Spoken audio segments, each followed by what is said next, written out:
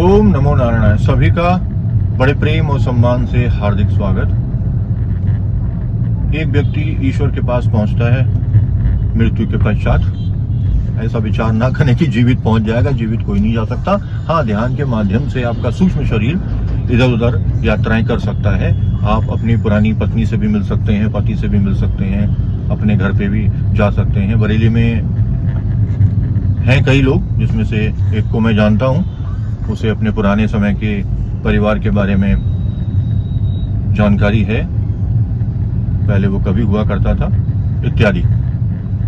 अब व्यक्ति ईश्वर के पास पहुंचा, बोला कि मैं बहुत दुखी हूं भगवान, कैसा आपने मुझे बना करके भेजा, वहां मनुष्य जन्म भी दिया और इतना कष्ट दे दिया। ये जो मैं मेरे सर पे जो पाप की जो गठरी है, ये जो मैं लेकर आया हूं, मैं क्या करूं। मैं अब जब दोबारा आप जन्म देंगे तो मैं ये गठरी यहीं छोड़ दूंगा। तो भगवान बोले ठीक है, जितने लोग भी हैं वो अपनी अपनी गठरी जो है वो उस वाले रूम में रखते हैं, जाओ तुम और तुम देखो।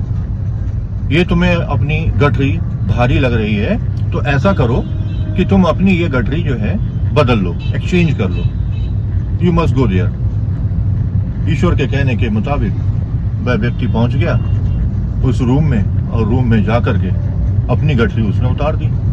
भगवान ने पहले कह रखा था, अगर तुमने अपनी गठरी अपने सर से उतार दी तो फिर तुम पुनः अपनी गठरी नहीं ले सकते। उसने अपनी चालाकी दिखाई, बोली हाँ भगवान, मुझे मालूम है, मुझसे ज्यादा पापी तो कोई हो ही नहीं सकता, ना मुझसे ज्यादा भारी पाप की गठरी मेरे सर पे हो सकती है। बाकी सब की गठरी जो है वो हल्की ही होगी।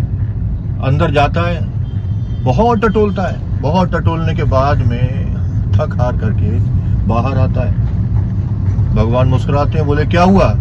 बोले प्रभु, मैं अंदर गया, मेरी एक ही प्रार्थना आपसे कि मेरी गठरी मुझे दे दो। बोले नहीं, वो तो मैंने पहले ही तुमसे कहा था कि तुम्हारी जो गठरी है, जो तुम कह रहे हो कि बहुत बड़ा बोझ है, बहुत बड़ा पाप की गठरी है, इतनी बड़ी समस्याएं मेरे जीवन में हैं और जो मैं लेकर के घूम रहा हूं, इसको मुझे परिवर्तित करना है, मुझे बदलना है। तो अब देखो, तुमने बदल लिया, और मैंने पहले ही बोला था कि तुमने अपने सर से उतारी तो बस उतर गई वो, अब तुम्हें दूसरी गठरी ही लेकर जानी पड़ेगी।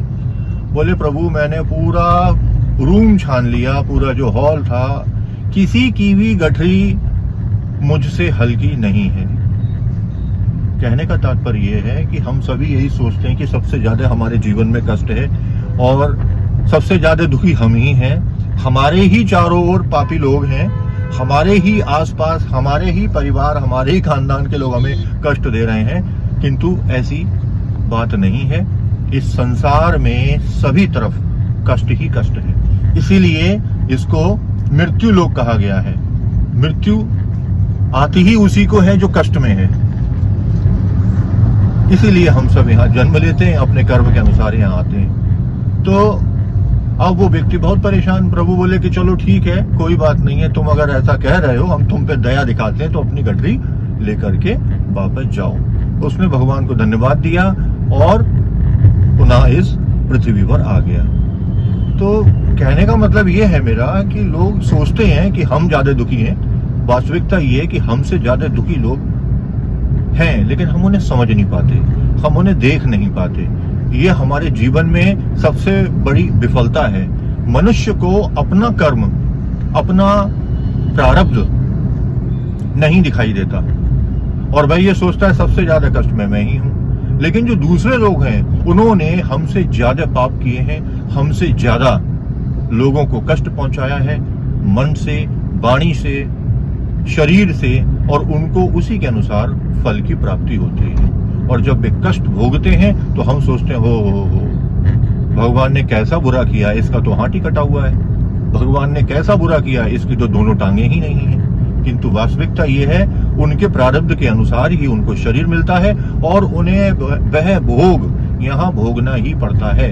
इसीलिए सुंदर हो, कुरूप हो, लंबा हो, छोटा हो, काला हो, गोरा हो, टेढ़ा हो, सीधा हो, कैसा भी मनुष्य हो, मनुष्य से मतलब स्त्री, पुरुष और न्यूट्रल जेंडर सभी आ गए, उन सबको ही कष्ट भोगने ही भोगने हैं। सारी की सारी चमड़ी जो बहुत सुंदर कहलाती है इस जगत में, सब अग्नि को समर्पित कर दी गई है। परिवार वाले ही ले जाके डाल देते हैं, कहते हैं जाओ भाई, पीछा छोड़ो, कंडा फेंकते हैं, घर आते हैं, नहाते हैं, कहते हैं चलो पाप कटा।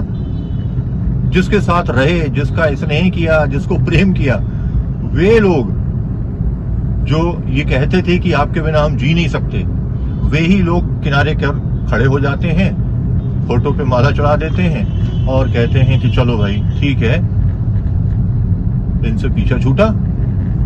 फिर आवाज आती है नेक्स्ट। ओम नमो नारायण।